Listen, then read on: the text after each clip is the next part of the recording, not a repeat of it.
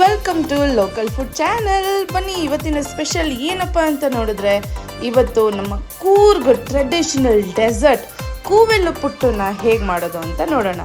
So ಮೊದಲು ನಾನು ಹಲಸಿನ ಹಣ್ಣನ್ನ ಒಂದು ಸಣ್ಣ ಜಾರಿಗೆ ಹಾಕ್ಕೊಂಡು ಒಳ್ಳೆ ಪೇಸ್ಟ್ ಮಾಡಿಕೊಂಡು ಇದನ್ನು ಒಂದು ಪಾತ್ರೆಗೆ ಟ್ರಾನ್ಸ್ಫರ್ ಮಾಡ್ಕೊತಾ ಇದ್ದೀನಿ.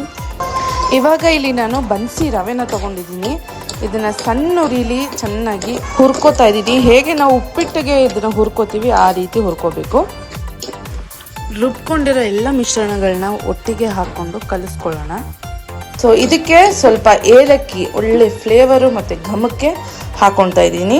ಇಲ್ಲಿ ನಾನು ತೆಂಗಿನಕಾಯಿನ ಸಣ್ಣದಾಗಿ ಹೆಚ್ಕೊಂಡು ಈ ಮಿಶ್ರಣಕ್ಕೆ ಮಿಕ್ಸ್ ಮಾಡ್ಕೊತಾ ಇದ್ದೀನಿ. ಕೆಲವರು ತುರ್ಕೊಂಡು ಕೂಡ ಹಾಕ್ತಾರೆ. ನಾನು ಇದನ್ನು ಸಣ್ಣದಾಗಿ ಹೆಚ್ಚಿ ಹಾಕಿ ಇದನ್ನು ಚೆನ್ನಾಗಿ ಕಲಿಸ್ಕೊತಾ ಇದ್ದೀನಿ. ಸ್ವಲ್ಪ ರುಚಿಗೆ ಇಲ್ಲಿ ಉಪ್ಪನ್ನ ಕೂಡ ನೀವು ಆ್ಯಡ್ ಮಾಡ್ಕೋಬೋದು. ಬನ್ನಿ, ಇವಾಗ ಎಲ್ಲರ ಮನೇಲೂ ಇಡ್ಲಿ ಪಾತ್ರೆ ಅಂತೂ ಇದ್ದೇ ಇರುತ್ತೆ.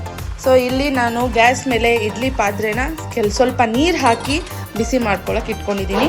ಮತ್ತು ಇಲ್ಲಿ ಬಾಳೆ ಎಲೆನ ಸ್ವಲ್ಪ ಬಿಸಿ ಮಾಡ್ಕೊತಾ ಇದ್ದೀನಿ. ಈ ಮಿಶ್ರಣನ ಒಳಗಡೆ ಹಾಕಿ ಮಡಚೋವಾಗ ಯಾವುದೇ ತೊಂದರೆ ಬರೋದಿಲ್ಲ. ಇದನ್ನು ಬಾಳೆ ಎಲೆಯಲ್ಲಿ ಕವರ್ ಮಾಡೋದ್ರಿಂದ ಒಂದಕ್ಕೊಂದು ಅಂಟೋ ಟೆನ್ಷನ್ ನಿಮಗಿರೋದಿಲ್ಲ. ಇದು ಪಾತ್ರೆ ತುಂಬೋವರೆಗೂ ನೀವು ಒಂದಾದ್ಮೇಲೆ ಒಂದು ಸ್ಟ್ಯಾಕ್ ಮಾಡ್ಬೋದು.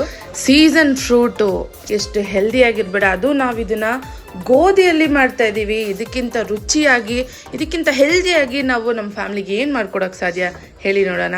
ಹಲಸಿನನ್ನ ಸ್ವೀಟ್ ಬಿಟ್ಟರೆ ಇದಕ್ಕೆ ನಾವು ಯಾವುದೇ ರೀತಿ ಸಕ್ಕರೆ ಆಗಲಿ ಬೆಲ್ಲ ಆಗಲಿ ಬೇರೆ ಯಾವ ಸಿರಪ್ನೂ ನಾವಿದರಲ್ಲಿ ಯೂಸ್ ಮಾಡಿಲ್ಲ. ಸೊ ನಿಮಗೆ ಇದರಲ್ಲೇ ಗೊತ್ತಾಗ್ತಿರ್ಬೋದು ಇದು ಎಷ್ಟು ಹೆಲ್ದಿ ಫುಡ್ ಇದೆ. ಸಣ್ಣ ಮಕ್ಕಳಿಂದ ದೊಡ್ಡೋರ್ವರೆಗೂ ಯಾವುದೇ ಟೆನ್ಷನ್ ಇಲ್ಲದೆ ಸವಿಬೋದು. ಒಂದ್ರ ಮೇಲೆ ಒಂದನ್ನ ನಾನು ಇದನ್ನು ಜೋಡಿಸ್ಕೊಂಡಿದ್ದೀನಿ. ಇವಾಗ ಮುಚ್ಚಿ ಒಂದು ಸ್ವಲ್ಪ ಹೊತ್ತು ಬೇಯಿಸ್ಕೊಳ್ಳೋಣ. ಬೆಂದು ರೆಡಿಯಾಗಿದೆ ಇದು. ಇವಾಗ ನೋಡ್ಬೋದು ನೀವು, ಆ ಬಾಳೆ ಎಲೆಯಲ್ಲಿ ಸುತ್ತಿ ನಾವು ಬೇಯಿಸಿರೋದಕ್ಕೆ ಅದರದ್ದೊಂದು ಘಮ ಮತ್ತು ರುಚಿನೇ ಬೇರೆ ಆಗಿರುತ್ತೆ. ನೀವು ಟ್ರೈ ಮಾಡಿಬಿಟ್ಟು ಹೇಗೆ ಅನಿಸ್ತು ಅನ್ನೋದನ್ನು ತಿಳಿಸಿ. ವಿಡಿಯೋ ಇಷ್ಟ ಆಗಿದ್ರೆ ಲೋಕಲ್ ಫುಡ್ ಚಾನೆಲ್ನ ಫಾಲೋ ಮಾಡಿ. ಧನ್ಯವಾದಗಳು.